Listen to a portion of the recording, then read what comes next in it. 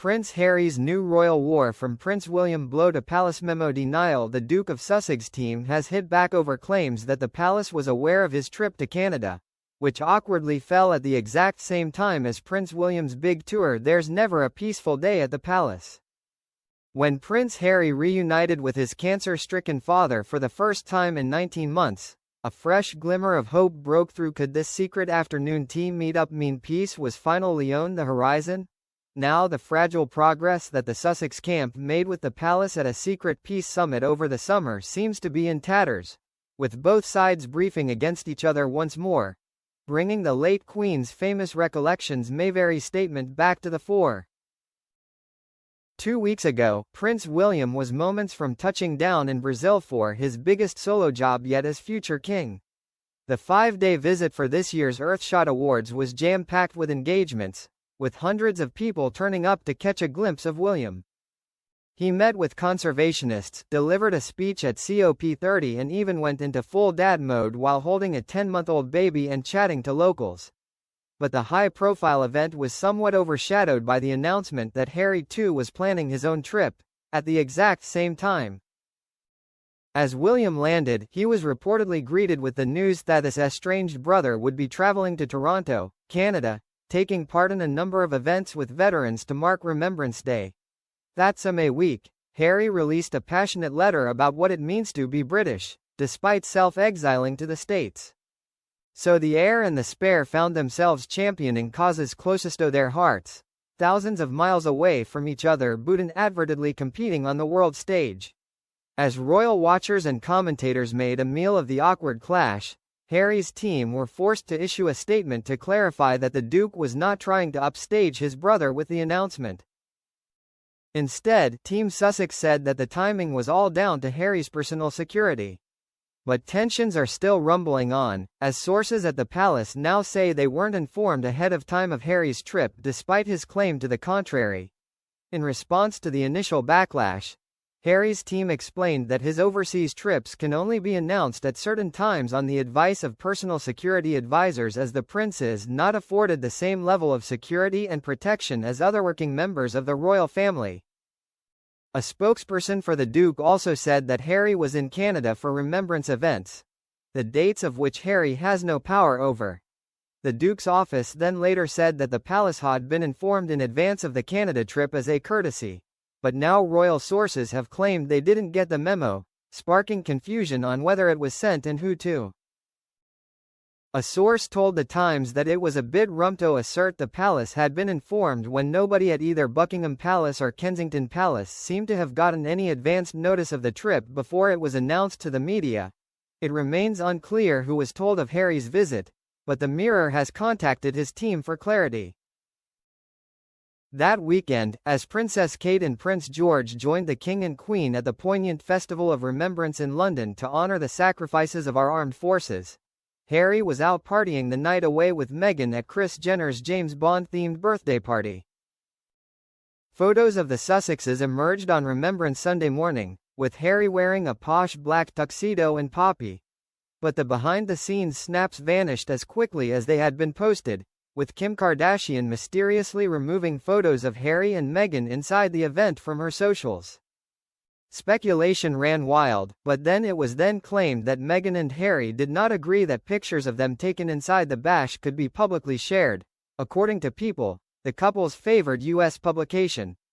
The magazine claimed the couple allegedly opted for no option on a photo consent form, which resulted in the images being removed from Kris and Kim's social media pages.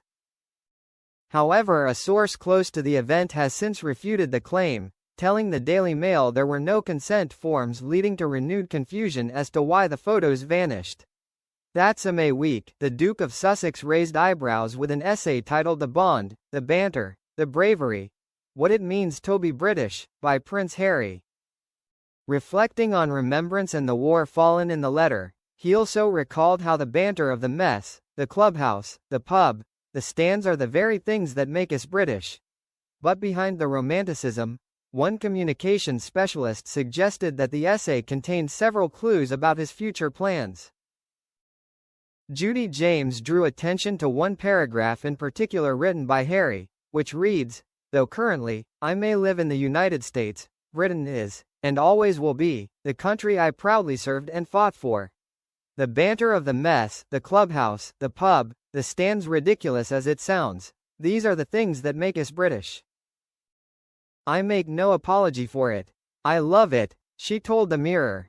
Though currently, I may live in the United States, fascinating line though, both for its wording and its use of punctuation. Though I now live in the United States would be a statement of non-negotiable fact. But Harry adds currently and may to make it sound less fixed and solid. The use of the word currently sounds negotiable, appearing to hint at a return to the UK. It's a word that leaves things open, like, I am currently single would imply a desire to get married, or I am currently unemployed would suggest someone is searching for work. Judy continued, it sounds like a teaser in terms of our return to the UK. Harry's choice of wording hints that he's not only possibly homesick but that a return of some sort might be on the horizon. Meanwhile, royal expert Jenny Bond says William's new candid approach to interviews helps him seem a lot more relatable. During his time in Brazil, the prince did an interview with Brazilian TV host Luciano Huck, who hosted the Earthshot Prize Awards, as he spoke openly about his home life. William discussed how he and Princess Kate are stuck in a difficult position as they contemplate letting their eldest child, Prince George, have a mobile phone, while also opening up about how he and Kate decided to be open and honest with their 3 children about their mother's cancer battle last year. And according to Jenny, these candid chats about personal matters are a sign of changing tides for the royal family. She told the Mirror, when I was the BBC's royal correspondent, it was a dream to get a proper interview with any member of the royal family. And it remained just a dream. Charles and Diana did, in the end, do sit-down interviews, though not with me. Both were disasters. So I can quite understand that William is choosing to do things in a different way. And I think it's working. A formal sit-down interview is inevitably rather stiff and staged. William has found a way of allowing us to know some of his most personal thoughts and feelings in a very natural and rather charming way. And his words are reaching a multi-generational and far broader audience than if he did a formal interview with mainstream media. So, even though I'd find it extremely annoying if I were still the royal correspondent for one of the main TV stations, I think William has hit on an excellent strategy. It comes after Harry and Meghan appeared to hint at a major upcoming overseas trip. The Duke and Duchess seemingly revealed their potential travel plans to celebrity astrologer Angela Pearl, who they met in New York City at an event, as they shared they are looking to visit Australia again soon. In a letter written on October 24, a letter apparently written by the couple to Ms. Pearl read, "We want to thank you for joining us. Your energy and insight were such a welcome addition. On a separate note, we hope your family in Ukraine remains safe, and we look forward to staying in touch, especially as we look to visit Australia again." The celebrity astrologer hails from Ukraine, but has long resided in Australia's Gold Coast in the state of Queensland. While the trip down under has not been officially confirmed, rumors have started to swirl that Harry and Meghan will travel to Australia, where they went on their first royal tour as a married couple in 2018. The trip 7 years ago coincided with the announcement that Meghan was pregnant with their first child, Archie.